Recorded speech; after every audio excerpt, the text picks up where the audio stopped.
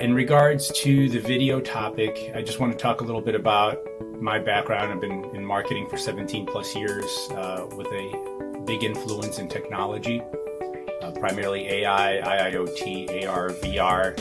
But how I've gotten here has been quite a journey in itself, and so I think that's kind of a topic for career journeys. When we talk about things like hard skills and soft skills, hard skills were for a long time a determinant of your role and your title.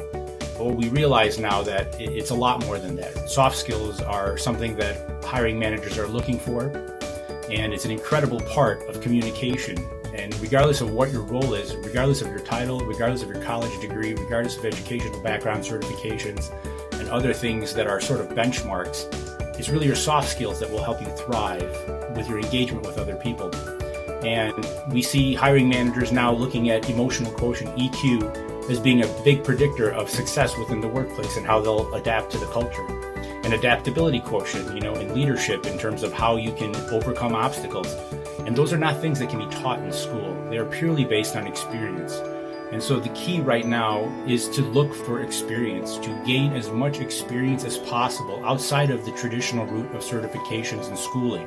I highly encourage that. Some roles are very conducive to making sure that those are critical areas. But when it comes to soft skills, when it comes to really taking your career to the next level, it's not so much what you know that keeps you there. It's really who you know that gets you in and helps you maintain an ability to flourish, to upskill, to grow, to improve. And so if you become stagnant, if you become complacent in your abilities, then you're never going to move forward. But if you have soft skills and you have a sense of self-awareness, you know where you need to improve, you have feedback, you're not critical of yourself, but you do critique yourself. You look at yourself and say, where can I improve? Then you have an opportunity in a way that most people may not. And I always say that you don't want to be stagnant like a puddle. You want to be running like a river with clear water. And I want to encourage everyone, because I have failed quite a bit. And I've had failures in startups. I've had failures in partnerships in business. I've had failures in roles that I thought were going to be phenomenal. I actually, I've had quite a career journey, as it were. I was a nightclub DJ for 14 years, and I toured. And while I was doing that, I was running promotions and running a booking agency, and also for a booking agent here for a large venue in Chicago. When I lived in Turkey and Germany, I had all kinds of other experiences that I could never match here in the U.S.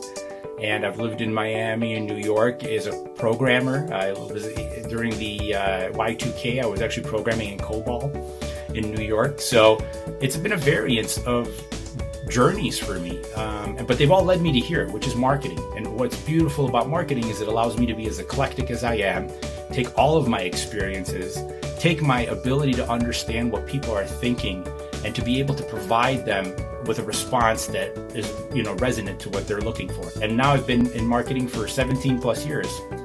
I also worked as a sound designer for film and TV, because I still have to have some other areas of passion that I want to deliver for myself. And so my purpose really is about humanity and interacting with people. And so marketing gives me that extension.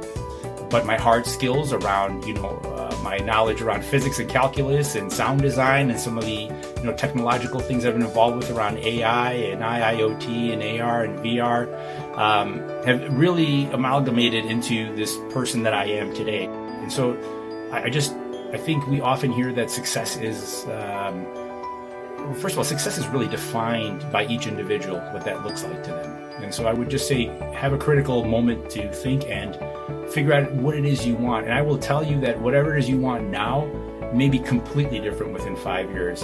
But understand that the path, the destination you're trying to go to, as you go through these different stops, as you go through these different challenges, different obstacles, they all give you perspective in a way that you're not going to be able to get anywhere else. And that's what differentiates you. It's not your hard skills. It's not the certifications, because quite frankly, other people can achieve that too.